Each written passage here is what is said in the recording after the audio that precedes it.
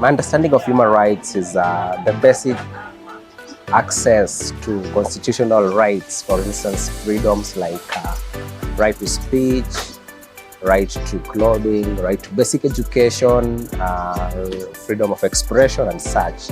So in a blanket sense, human rights refers to these things that humans necessarily need to have access to that are enshrined in the Constitution and in other cases by laws of nature.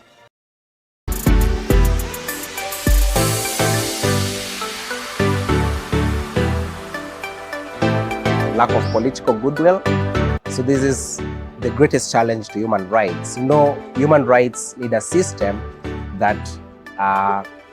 which ensures that these human rights are given as they are enshrined in the Constitution, for instance. A system that ensures they are kept, they are watched, they are not denied. So this system is the political system or the leadership system of any structure, for instance, a government or maybe an organization. So when there's no political goodwill to ensure that these human rights are met as they should be, that is one of the greatest challenges. Another thing I'd say is lack of awareness. People are not even aware of their rights in the first place. So you find that it is difficult for the rights to be met when you do not know your rights. So there has to be sensitization. There needs to be for a system in which people create awareness so that people know their rights. People need to go out there, find out what their rights are, and find ways to ensure that these rights are met. Another thing I'd say is the global geopolitical system, where I'd say that, for instance, a country that is supposed to be sovereign is not because of influences, external influences.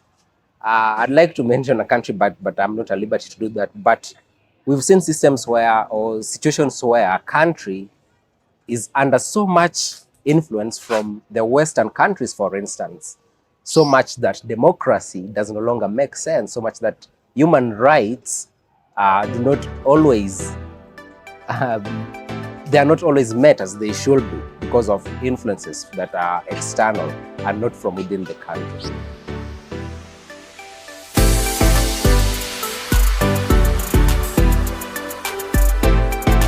Some of the things that can be put in place to ensure that human rights are met, for instance, like I mentioned, there is the issue of lack of awareness.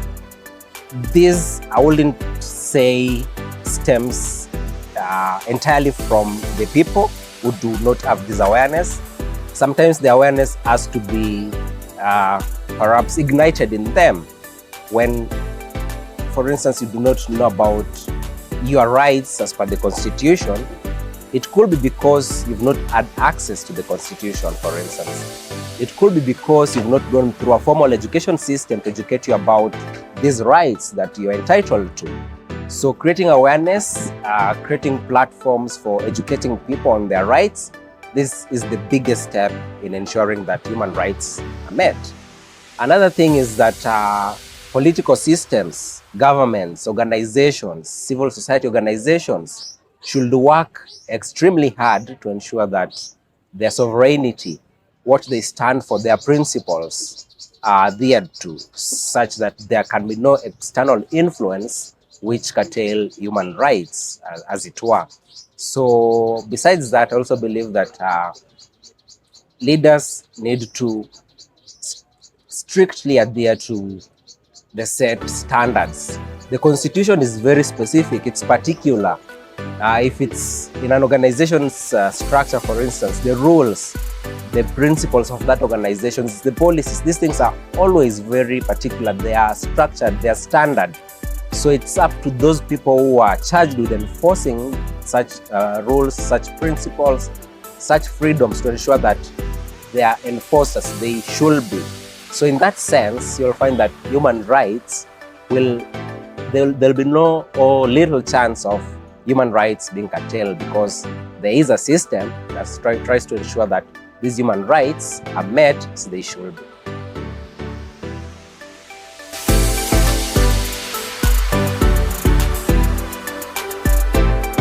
The media is a connect between systems, between structures, and the masses. So, like I said, it is possible that people may not be aware of their rights. So this is where the onus falls upon the media to ensure that they try to find a way of breaking down these systems, these structures, these principles, the Constitution, for instance, to the masses so that they are aware of their rights. Now, we've seen instances where the media is often curtailed in its work. I'd like to point an instance where during the protests some time back, personally, I was arrested in the line of duty. So these are some things that curtail the work that the media does, particularly in trying to ensure that human rights are met.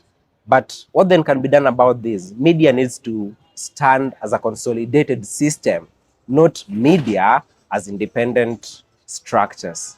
So when media stands up for each other, like we see civil society standing up for each other, like we see the masses standing up for each other, it will help, it will go a long way in ensuring that the work of the media to sensitize, to be a watchdog, to hold accountable structures and systems like the political systems, like the leaders. These are things that the media needs to do to ensure that it takes a big part or plays a big role in ensuring that human rights are met to the latter.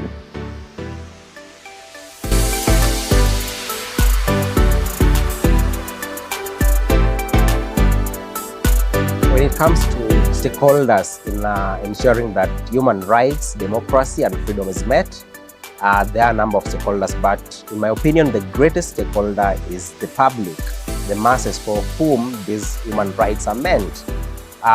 We find that in most cases, the public is not proactively involved in the formulation of policies or even in efforts to ensure that human rights are met. So we've seen instances where public participation is part of the process of any process, may be it governmental process or a civil process, or even in the case of human rights. They are involved but not proactively. And sometimes the involvement is just a formal procedure, such that you find only a small sample of the population, I'm talking about the masses, is involved in policy making, decision making, and even efforts to ensure that human rights and freedoms are met. What should be done is that platforms need to be provided to the public to be able to put in their effort, be able to be part of the entire process of policy making, the process of ensuring human rights and freedoms are met. So the greatest and most important stakeholder in human rights is the masses for whom these human rights are intended. Secondly, I think civil societies play a very big role in ensuring that human rights and freedoms are adhered to. Now, the media, like we talked about, plays an important role, but the media is, however, curtailed by its objectivity. The media is supposed to be objective in everything that they do, but we realize that many of human rights issues are subjective. They're things that are personal, things that concern emotions of people, social lives of people, cultural beliefs, and all that. But the media is supposed to just show, but not take any sides. Now, this is where the civil society comes in. The civil society has the privilege of playing an activism role. So civil society needs to go out of their way to make sure that they collaborate with the public, they collaborate with the media to ensure that freedoms and human rights are met.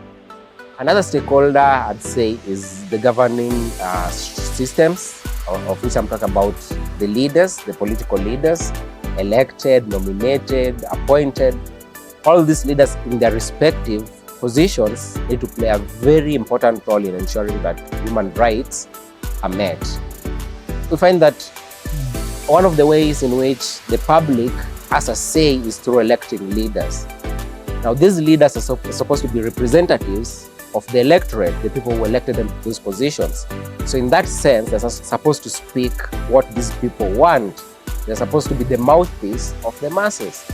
So the political leaders have a very big role in ensuring that human rights issues, freedoms, matters of all these things are met according to how they should be met as prescribed by different structures, including the Constitution.